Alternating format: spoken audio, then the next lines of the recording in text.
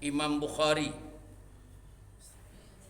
Hadis riwayat Imam Bukhari dari Jubair bin Mut'im.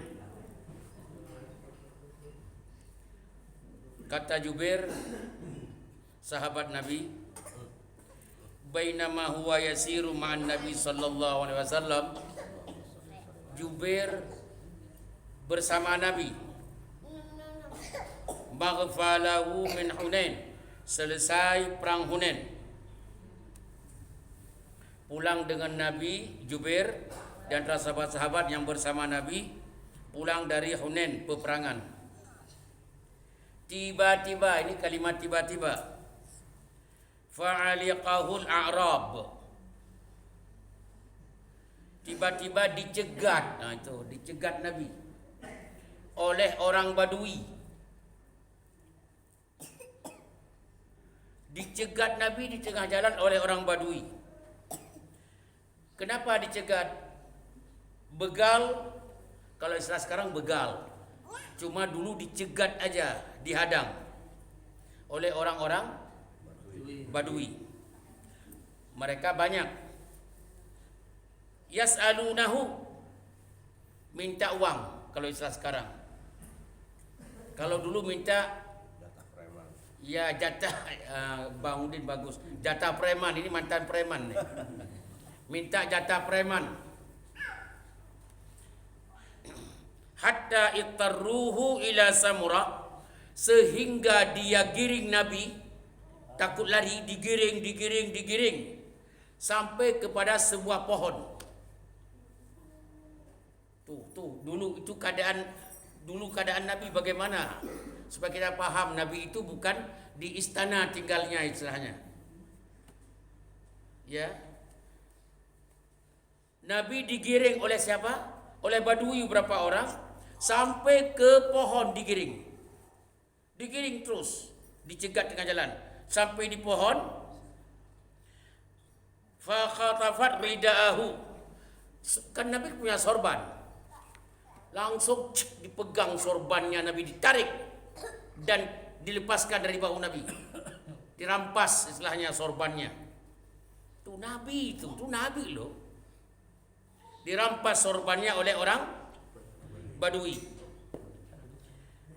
Fawaqafan Nabi sallallahu alaihi wasallam faqal, Nabi langsung berdiri tegak, langsung beliau dengan bahasa sopan dan halus beliau mengatakan, a'tuni ridai, mohon tolong dikembalikan sorbanku.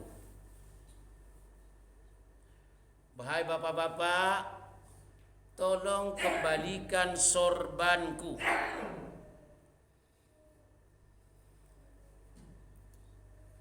Falau kana li adadu hadhihi al-'idhah na'aman.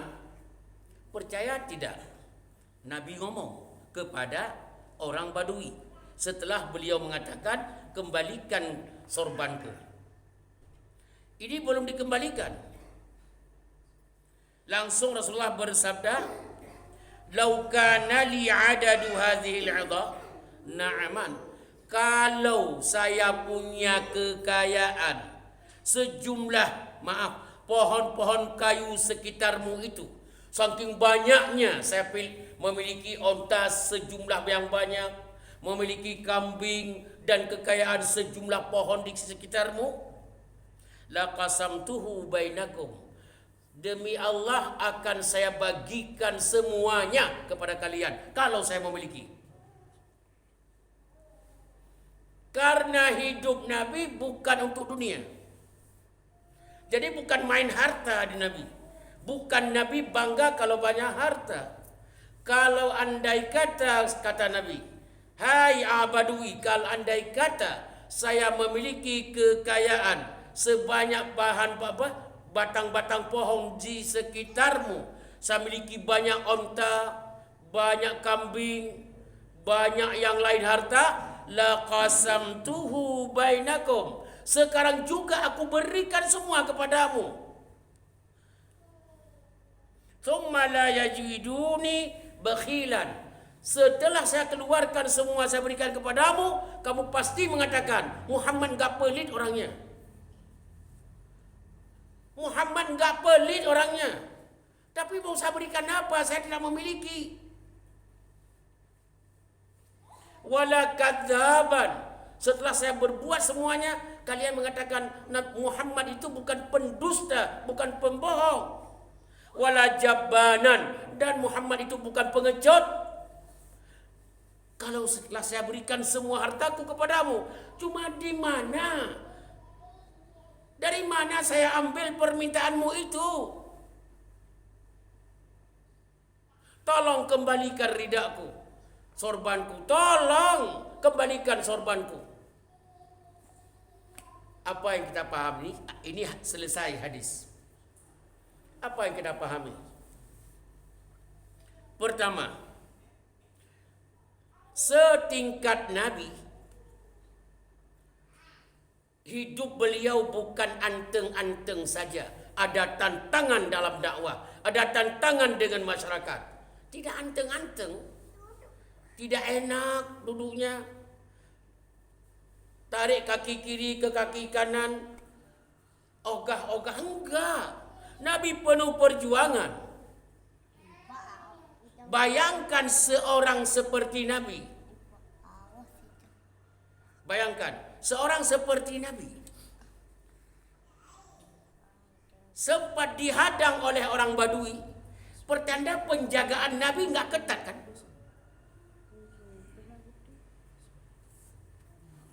Kita baru jadi lurah saja, kiri kanan senjata. Nabi enggak ketat dijaga setingkat Nabi. Kalau ketat enggak mungkin dihadang lah. Kemudian dibawa ke pohon pula, digiring. Setelah itu yang pertama, setingkat Nabi. Yang kedua, dari dulu masyarakat butuhnya uang. Masyarakat butuhnya harta. Bukan butuh ngomongmu, bukan butuh pikiranmu. Setelah dia harta aman, apa yang kamu ngomong dia dengar. Makanya maaf, orang kaya yang pemurah lebih dicium tangan. Ini bahasa saya ini. Orang kaya yang murah lebih mendapat cium tangan dan penghormatan kebanding dengan orang-orang lain yang menahan uang meskipun dia hebat dalam beberapa unsur. Masyarakat enggak yas'alunahu, minta, yang penting dia minta uang. Kalau sekarang, dulu minta sapi, minta kebo, minta onta, minta kambing dulu. Ya, itu yang kedua. Yang ketiga, maaf, yang namanya bukan pajak, apa namanya itu tadi, begal atau perampok, dia bukan sesuatu apa saja yang Anda miliki dia tarik. Sorban Nabi dia tarik, dia ambil. Kalau nggak ada lain, sorban aja dah. Kalau nggak dapat motor di jalan, ambil dompetnya. Nggak dapat dompet, jam tangannya. Coba lihat, maaf saya berikan saja.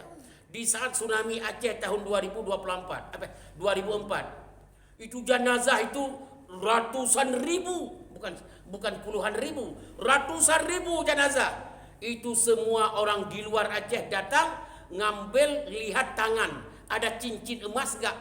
Itu dipotong tangan jenazah, emasnya diambil. Maknanya apa? Manusia enggak ada jadi manusia lagi, yang penting uang dapat.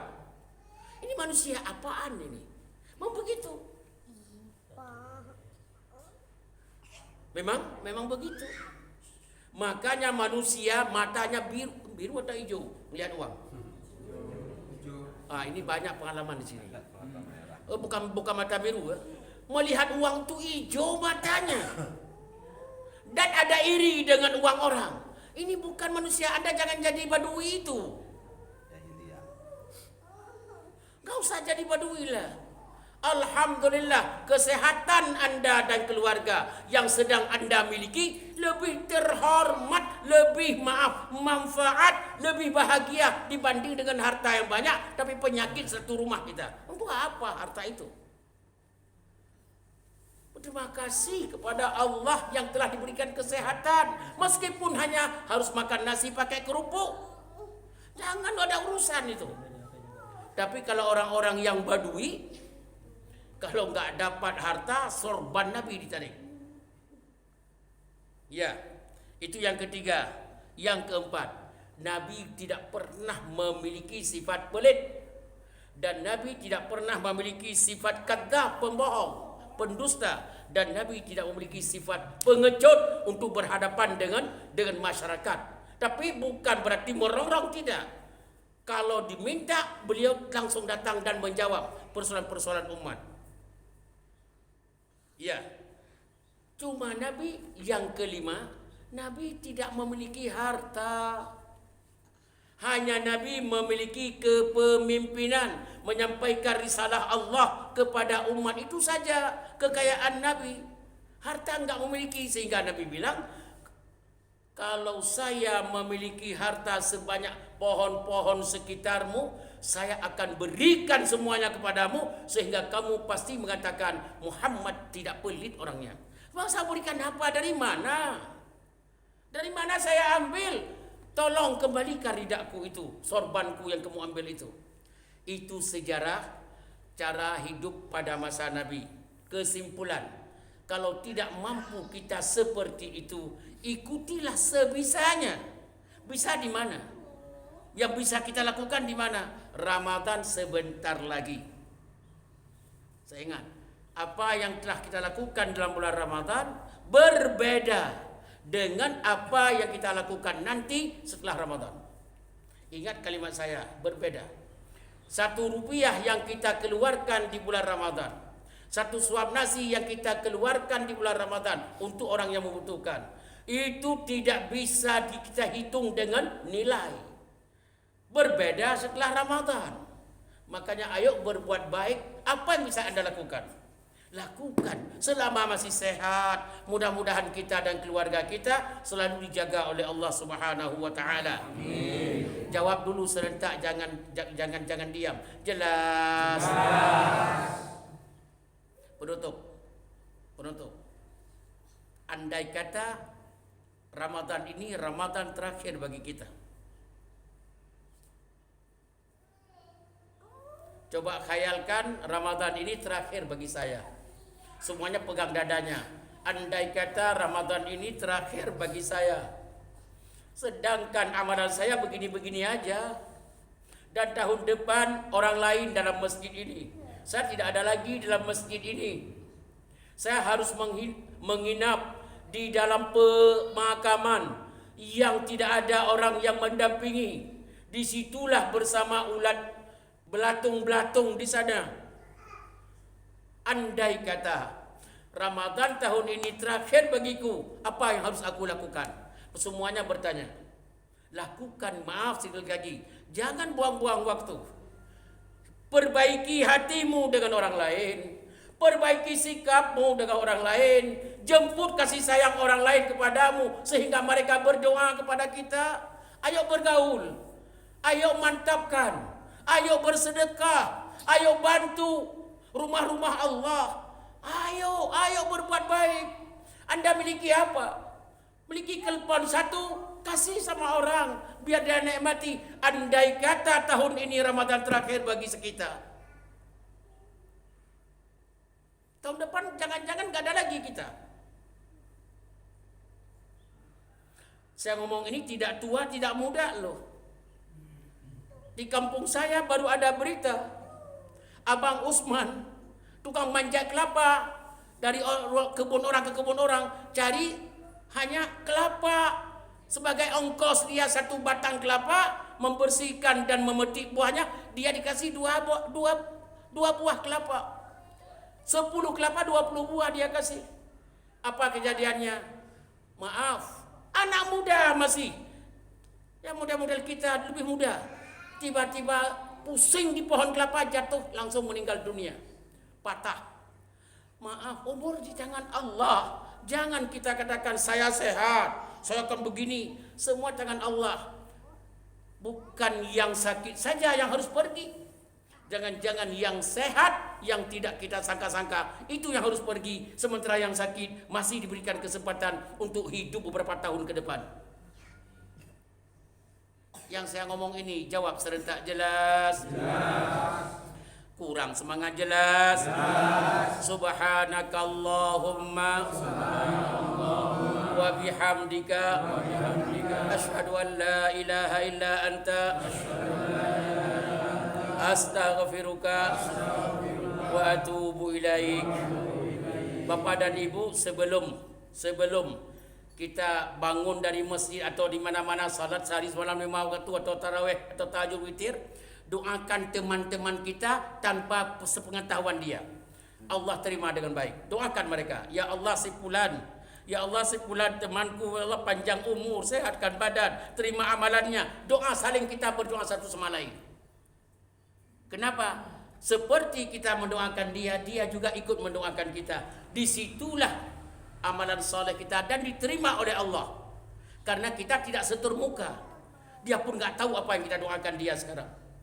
Jawab serentak sebelum bangun. Jelas? Jelas. Semangat jelas? Jelas. Assalamualaikum warahmatullahi wabarakatuh. Waalaikumsalam.